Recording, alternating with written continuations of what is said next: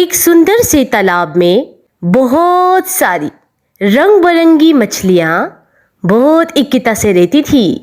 इसी तालाब में बहुत सारे मेंढक भी रहा करते थे। सभी जानवर एक दूसरे से बहुत मोहब्बत करते।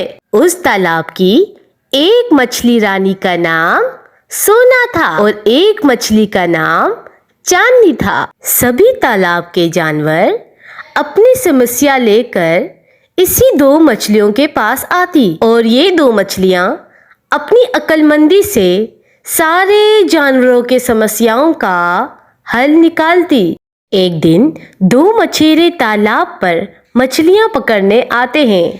तभी वो मछेरे देखते हैं कि उस तालाब में बहुत सारी सुंदर सुंदर मछलियां हैं। तभी वो मछेरे एक दूसरे से बात करने लगते हैं।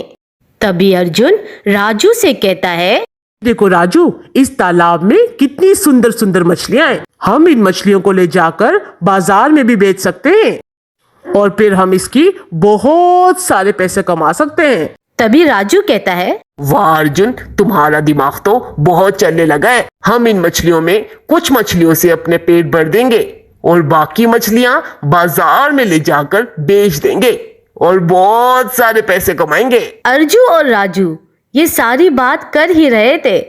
तभी एक मेंढक खामोशी से उनकी ये सारी बातें सुन लेता है। तभी मेंढक मछली रानी सोना और चांदनी के पास जाता है और उनसे कहता है, मैंने यहाँ पर आए दो मछेरों की बातें चुपके से सुनी है। वो दोनों आपस में एक दूसरे से कह रहे थे कि हम इस तालाब की सारी सुंदर सुंदर मछलियां ले जाकर बाजार में अच्छे दामों में बेच देंगे और इससे बहुत सारे पैसे कमाएंगे। मेंढक की ये सारी बातें सुनने के बाद मछली रानी सोना और चांदनी हंसने लगते हैं। हमारे होते हुए आज तक किसी की इतनी हिम्मत नहीं हुई कि कोई इस तालाब से एक मछली को भी पकड़ के दिखाए। ये हमारा तालाब है और हमें पता है कि इस तालाब की कैसे हिफाजत करनी है और तुम्हें जरूर कोई गलतफहमी हुई होगी। इसके बाद मेंढक अपनी बात पर यकीन दिलाने की बहुत कोशिश करता है। अगली सुबह होते ही तालाब के सारे मेंढक तालाब छोड़कर चले जाते हैं। तभी मेंढकों को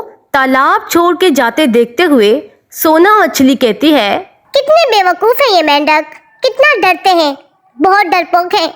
हम जैसे बहादुर नहीं है, हम तो अपना तालाब कभी भी नहीं छोड़ेंगे। जाने दो उन मेंढकों को, किसी की भी बात में आ जाते हैं, बेवकूफ सारे। और तभी वो दो मछेरे अपना जाल लेकर तालाब की ओर आते हैं और अपना जाल तालाब में डाल देते हैं और मछलियां पकड़ने लगते हैं और कुछ ही देर में बहुत सारी मछलियां पकड़ लेते हैं। इस कहानी से हमें सबक मिलता है कि हमेशा किसी दूसरे की बात को मजाक में नहीं लेना चाहिए, क्योंकि वो बात हमारे किसी मसले का कारण भी बन सकती है। मेरे प्यारे प्यारे दोस्तों, अगर कहानी पसंद आए तो वीडियो को लाइक कीजिएगा और नीचे दिए गए सब्सक्राइब के बटन को जरूर दबाइएगा।